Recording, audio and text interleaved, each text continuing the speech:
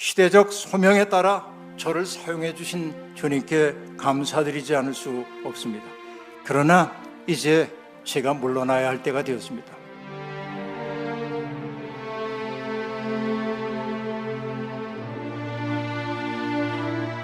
무엇이 나한테 오든지 난 받아들이겠다. 기쁘게. 저는 은퇴 이후에 꿈이 있다고 한다면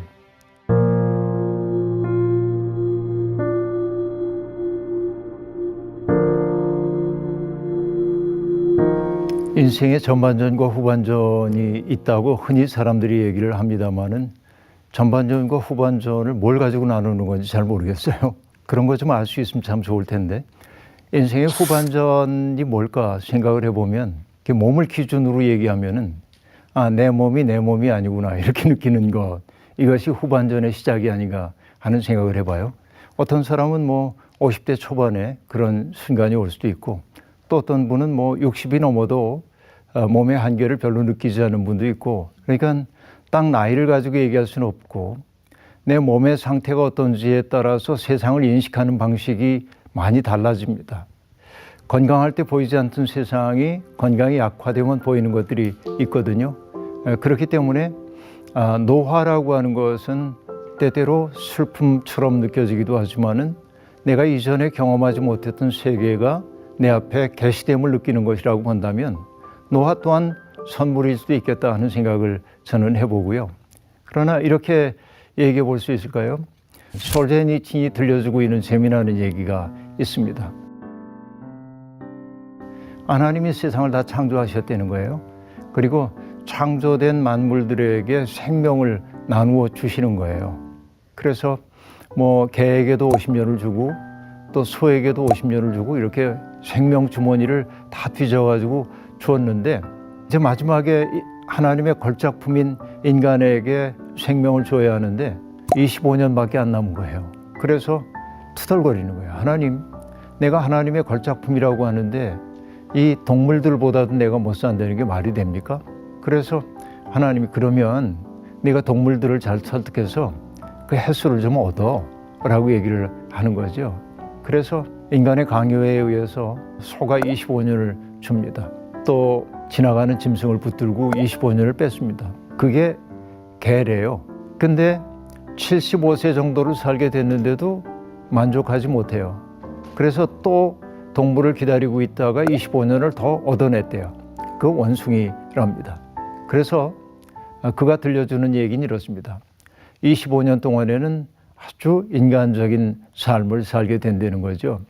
존중받고 교육받고 보호받고 이런 삶을 살죠. 그러나 그 이후에 25년 동안은 소나 말처럼 정말 힘들게 일하지 않으면 안 됩니다. 대개 보면 그렇죠. 한 50될 때까지 열심히 일합니다. 근데 50 정도를 기점으로 해가지고 건강이 약화되기 시작하면은 이제는 뭐냐면 개처럼 말이 없어지 몸이 잘 안 따라가는, 이게 이제 개의 운명을 사는 거라고 얘기합니다. 그리고 마지막 75세가 넘으면은 뭐냐면 구경거리가 된다. 이거는 나이 든 사람들을 비하하기 위한 것이 아니고 어쩌면 인간에게 주어져 있는 생명의 유한함, 어떻게 보면 그 슬픔, 이런 것들을 얘기하기 위한 것으로 보이기도 합니다. 근데 저는 그 우화 속의 이야기가 우리의 현실을 비춰주고 있는 하나의 거울이기는 하나 그 말이 그렇게 적절하진 않다 하는 생각이 늘 있습니다. 왜냐하면 나이가 50될 때까지 살았던 그 삶을 통하여 우리는 살아가기 위해서 결혼하고 가정을 이루고 또 자녀들 키우고 이 일을 위해서 허겁지겁 달려왔단 말이죠. 그러면서 자기를 돌아보고 성찰하고 자기의 삶을 살 수 있는 가능성을 많이 유보하고 살아왔다고 본다면 이제는 자기의 몸과 대화를 나누기 시작하는 그때부터는 자기를 성찰하고 조금 여유롭게 자기의 삶을 바라볼 수 있는 때이고, 이전에 내가 건강할 때 갖지 못했던 삶의 지혜와 여백 같은 것을 만들 수 있는 가능성이 대단히 많이 열린다라는 생각이 들고요. 그래서 나이 들의 아름다움을 사람들이 충분히 경험할 수 있으면 좋겠다 하는 생각이 제게는 듭니다. 은퇴 이후의 삶을 저는 아직은 살아보지 못했습니다마는 은퇴라고 하는 것이 결국은 어떤 그 공적인 일로부터의 물러남을 의미하기도 하지만 새로운 삶의 경험 세계를 향한 돌입이라고 하는 생각을 하고 있기 때문에 은퇴 이후의 삶은 자기를 성숙하게 만들기 위한 하나님의 초대 아닐까 하는 생각을 해봅니다.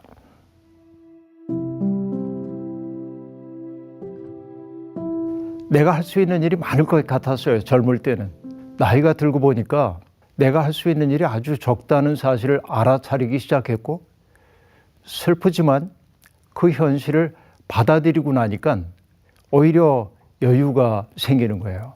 너그럽게 주변을 바라볼 수 있고, 이전에는 내 마음에 들지 않았던 사람들조차 얼마나 힘들까라는 생각으로 바라볼 수 있게 되고, 나는 이것이 나이 들미 주고 있는 선물 가운데 하나라고 생각합니다. 근데 그 선물이 우리에게 주어지고 있는데 이것은 저절로 오는 것은 아니고 자기를 성찰해 가면서 생각해야 선물임을 알게 되는 것이죠. 그러니까 누구에게나 나이 든다고 해가지고 그런 성찰이 어떤 내면화가 또 따뜻한 바라봄이 생기는 것은 아니고 그것은 의도적으로 노력해야 하고 자기를 깊이 성찰하는 데서 다가온다고 생각하고요. 최근에 들어서 제 마음속에 크게 와닿는 것들이 몇 가지가 있습니다. 저는 어쩌다 보니까 최근에 천문학에 대한 책들을 많이 읽게 됐는데요. 정말 광막한 우주, 이 속에서 우주의 크기라고 하는 것은 인간의 상상을 뛰어넘는 크기이죠. 인간이 아무리 과학기술을 발전시켰다고 할지라도 우주에서 이해할 수 있는 것은 정말 적은데 불구하고, 그러니까 대부분은 모름 속에 있다고 얘기할 수 있습니다. 그런데 한 가지 우리가 알고 있는 것이 있습니다. 이 광막한 우주 공간 속에서 인간의 과학기술로 지금까지 알아낸 바에 의하면 아직까지 어떤 별이나 행성에서도 생명의 흔적을 찾아낸 적은 없다는 사실입니다. 태양계뿐만 아니라 아직은 우리가 탐사를 못했지만 우리가 속해 있는 은하계도 그렇고 이런 은하계들이 수없이 많은데 그 속에 어떤 생명이 있는지 우리는 알지 못합니다. 그렇다고 한다면 인간의 지각이 미치고 있는 상황 속에서 오늘 우리가 살고 있는 이 지구는 기적입니다. 우주적 기적이고요. 그 속에서 나라고 하는 존재가 없지 않고 있다고 하는 사실 또한 기적이고요. 또 그렇게 본다고 한다면 물이 흐르는 것도 기적이고요. 대지에서 식물이 싹을 틔우는 것도 놀라운 기적이고, 내가 누군가를 마주 바라보면서 미소 지을 수 있다는 것도 기적이고, 이렇게 보면 고마움인 거예요. 내가 이 우주적 기적이구나, 나라고 하는 존재가. 그런데 내가 해야 할 그런 일들, 성취해야 할 목표, 여기에 내가 사로잡혀 있었을 때는 그 기적들이 잘 안 보여요. 그런데 그런 성취해야 할 목적으로부터 조금 거리를 두기 시작하면서부터 눈을 열면 기적들이 보이기 시작하고, 내가 오늘 누리고 살고 있는 것들이 얼마나 놀라운 선물인가 하는 것을 알게 되고, 그때 내 속에 떠오르는 것이 뭐냐면 고마움이죠. 아, 인생이 고마움이구나, 이런 거 느껴가는 과정이죠. 그래서 저는 은퇴 이후에 뭐 공적으로 어떤 일을 할 거냐 이런 질문들도 있지만은, 저는 은퇴 이후에 꿈이 있다고 한다면 세상의 기적을 향유할 수 있는 사람이 되고 싶은 그런 꿈을 품고 있습니다. 오거스틴이 우리에게 이제 향유와 사용이라고 하는 말을 구별해서 우리에게 들려줍니다. 향유해야 할 대상은 그냥 있는 그대로 우리의 삶의 선물처럼 다가온 것들을 누리는 것이죠. 그러니까 하나님의 은혜, 나의 동료 인간들과 더불어 살아감, 이런 것들은 그 자체로 고마운 것이고, 또 우리는 물건 같은 것들을 사용해야 하고, 그렇죠? 그래야 우리의 삶을 아름답게 만들 수 있으니까. 그런데 사람들이 이걸 뒤집어 놓고 살기도 합니다. 하나님을 사용하려고 하고요. 그러니까 내가 바라는 바를 얻어내기 위해 하나님을 사용하려고 하는 태도가 있고, 또 내 욕망을 이루기 위해 함께 살아야 할 사람들을 수단으로 삼기도 하고요. 그리고 오히려 사용해야 할 것들이 내 인생을 가장 아름답게 만들어줄 것처럼 여기며 거기에 탐닉하고 있는 삶이 전도된 삶이라고 얘기할 수 있겠습니다. 그런 의미에서 향유와 사용을 바로 하는 것이 우리의 삶에 무엇보다도 소중하다 하는 생각을 하는데, 향유라고 하는 말이 라틴어로 프루이라고 하는 말인데 여기에서 나온 단어가 과일을 뜻하는 프루트입니다. 우리 과일의 향을 맡죠. 그 빛깔의 아름다움을 보고 기뻐합니다. 그러니까 뭔가를 누릴 줄 아는 것, 기뻐할 줄 아는 능력이 향유라고 얘기할 수 있겠는데요. 그래서 내게 주어져 있는 인생이라고 하는 게 얼마나 놀라운지를 알아차리기 시작할 때 내 삶은 아름다움으로 또 향기로 사게 될 거라고, 과일과 같이 누군가에게 매혹을 안겨주는 삶이 될 거다 하고 생각하고요. 그래서 아름답게 나이 든 분들의 삶을 보면 매혹이 그 속에 있습니다.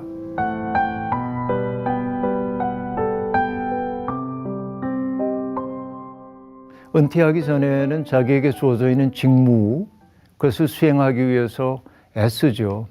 때때로 그게 인생에 보람을 주기도 하지만은 우리의 인생을 무겁게 만들기도 하죠.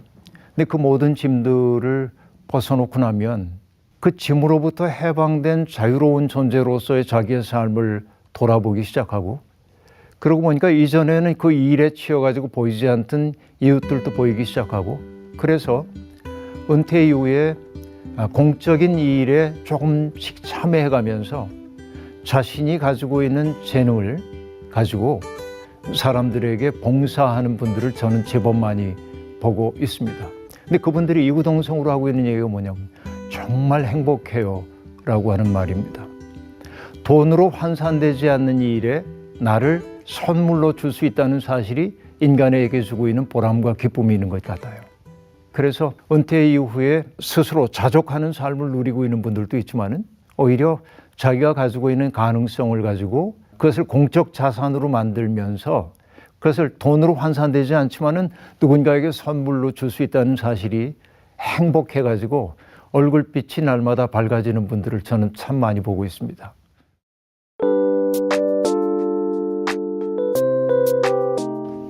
돈이 중요하죠. 일단 기본적인 생활을 위해서 돈이 이제 필요하다고 생각하고, 그러나 그것보다 더 중요한 것이 있다고 한다면 내가 고립되지 않았다고 하는 것을 느낄 수 있는 공동체 속에 내가 머물 수 있다고 하는 게 무엇보다 중요한 것 같아요.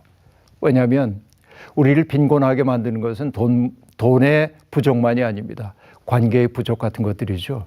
그래서 유쾌하게 삶을 함께 나눌 수 있는 우정의 공동체를 만드는 일이 돈 준비하는 것보다 훨씬 더 중요할 거다. 그래서 그냥 만나면 기분 좋은 사람들, 만나면 근심 걱정 없이 껄껄거리고 웃을 수 있는 사람들이 많아진다고 한다면 참 행복하겠다 하는 생각을 갖고요. 그리고 자기가 정말로 기뻐할 수 있는 일이 무엇인지를 찾아서 그 일을 은퇴하기 전부터 준비를 하는 일도 필요하겠다 하는 생각을 해요. 어떻게 은퇴 준비를 잘 하고 계신가요? 아무 준비 못했습니다. 조금은 그동안 조금 마련은 했지만은 우리 시대로 하면은 사실은 살아갈 대책이 별로 없는 게 사실이고요. 네. 약간 걱정되진 않으세요? 걱정되더라도 별 수 없죠. 별 수 없다는 말씀이 어떤 말씀이세요? 그냥 내게 주어져 있는 여건만큼 살아갈 거다. 그러니까 마음은 편합니다. 적게 먹어야 되면 적게 먹고, 좁은 집에 살아야 한다고 한다면 그것도 기쁘게 받아들이고, 무엇이 나한테 오든지 난 받아들이겠다. 기쁘게. 그 생각 하나는 준비하고 있고요. 제가 조금 이제 한가한 시간을 갖게 되면은 저는 좀 행복할 것 같아요. 많은 사람들이 제게 질문합니다. 목사님 은퇴하면 뭐 하실 거예요? 저는 얘기합니다. 아무것도 안 할 겁니다. 그러면 다 그럴 리가 없다는 투로 그래도 뭔가 하실 거잖아요. 사람들이 뭔가를 한다는 표현을 좋아한다는 직감이 들어서 대답을 바꿨습니다. 아무것도 안 하는 것을 하겠습니다 하고 말했는데요. 근데 이 얘기는 뭐냐면 나에게 주어져 있는 그 시간들을 내게 의미 있는 일로 채워가겠다는 생각이고, 그게 뭐가 됐든지 난 이걸 하겠다 하는 생각은 없어요. 내게 요구되고 있는 바에 내가 응하면서 살겠다 하는 얘기고, 내가 가장 바라는 것은 살면서 뭐 목회자가 되었든 아니면은 그냥 신자가 되었든 누가 되었든 살면서 괴로운 일이 있고 또 해결되지 않은 일 때문에 마음이 무거울 때 문득 누군가가 저를 떠올리고 저를 찾아오면은 함께 차 한잔 마시면서 이야기도 하고 또 산책도 하면서 그 어려움들을 함께 나누어주는, 또 그 어려움 속에서 내가 그대와 함께 있습니다 라고 하는 느낌을 안겨줄 수 있다면 그게 나에게 주어져 있는 이후의 삶의 하나의 길이겠다 하는 생각을 하고 지내고 있습니다.